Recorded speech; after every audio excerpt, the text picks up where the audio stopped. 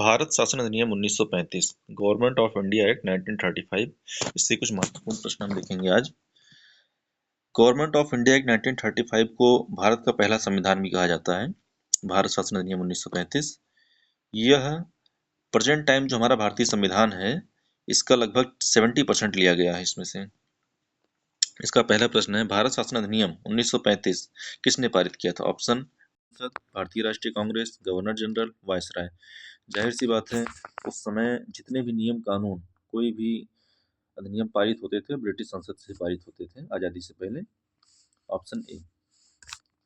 अगला प्रश्न है, यह अधिनियम कब पारित हुआ था? 1933, 1934, 1935।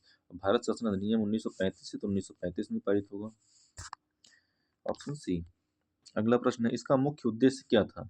पूर्ण स्वतंत्रता, संघीय शासन स्थापित करना, गणतंत्र बनाना, संविधान लागू करना। इसका मुख्य उद्देश्य था संघीय शासन स्थापित करना। Option B.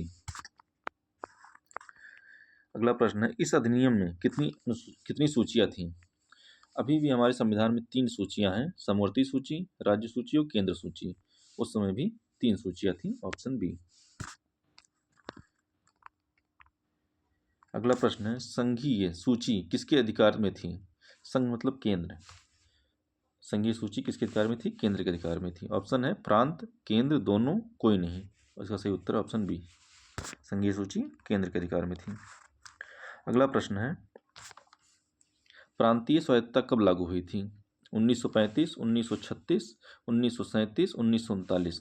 प्रांतीय स्वायत्तता लागू हुई थी 1937 में। Option C. अगला प्रश्न है, संघीय न्यायालय की स्थापना कब हुई थी? संघीय न्यायालय की स्थापना हुई थी भारत शासन अधिनियम 1935 के तहत 1937 में, और उस समय से फेडरल कोर्ट भी कहते थे। प्रेजेंट टाइम जो हमारा सुप्रीम कोर्ट है वही आज़ादी से पहले संघीय न्यायालय था। इसका सही उत्तर है ऑप्शन सी। 1937 में संघीय न्यायालय की स्थापना हुई थी दिल्ली में। अगला प्रश्न है, संघीय न्यायालय कहाँ स्थापित है? संघीय न्यायालय जैसे कि मैंने पहले बताया दिल्ली में स्थापित है। Option C.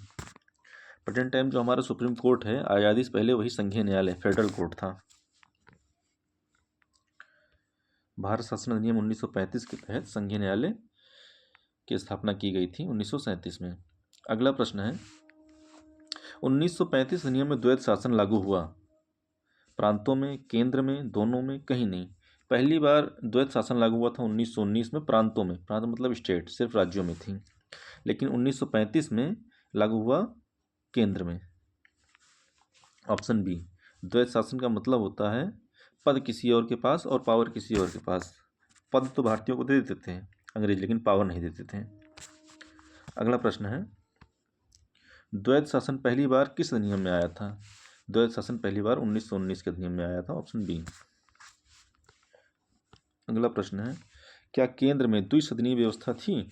हाँ, द्विसदनीय व्यवस्था आज भी है, लोकसभा राज्यसभा। अगला प्रश्न है, उच्च सदन का नाम क्या था?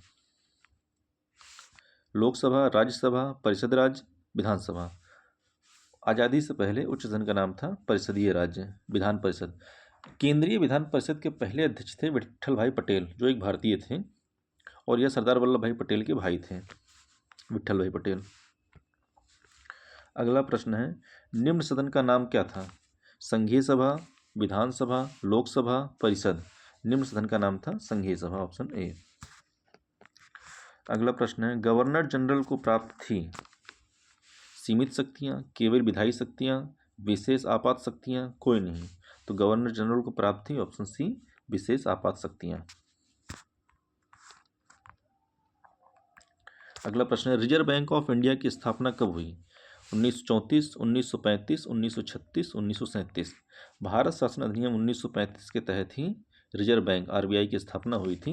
ऑप्शन बी, 1935 में। अगला प्रश्न है, मताधिकार किस आधार पर था? सार्वभौमिक, संपत्ति या शिक्षा, केवल पुरुष, केवल जमींदार। तो मताधिकार जो था वो संपत्ति या शिक्षा के आधार पर था। Option B. और भारत शासन अधिनियम 1935 के तहत ही पहली बार महिलाओं को वोटिंग का राइट मिला, महिलाओं को वोट देने का अधिकार मिला। अगला प्रश्न है, संघीय योजना लागू क्यों नहीं हो सकी? संघीय योजना लागू क्यों नहीं हो सकी? कांग्रेस विरोध के कारण, रियासतों की अनिच्छा, ब्रिटिश विरोध, धन की कमी। तो संघीय योजना लागू नहीं हुई, ऑप्शन बी। रियासतों की अनिच्छा, रियासतों की इच्छा नहीं थी तो लागू की। वर्मा कब अलग हुआ भारत से? 1935, 1936, 1937, 1939। भारत शासन अधिनियम 1935 के तहत बर्मा 1937 में भारत से अलग हुआ, ऑप्शन सी। इस अधिनियम के तहत कुल प्रांत थे, कुल कितने प्रांत थे? ब्रिटिश भारत में कुल 11 प्रांत थे उस समय, ऑप्शन सी।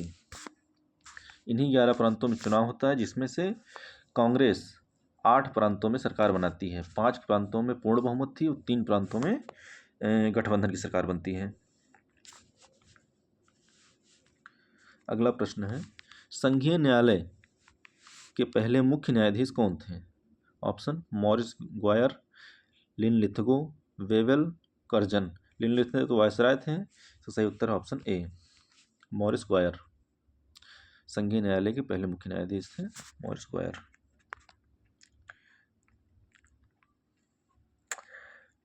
आई होप आप सभी को ये प्रश्न अच्छे लगे होंगे। समवर्ती सूची की अवधारणा बाद में अपनाई गई भारतीय संविधान 1950 में।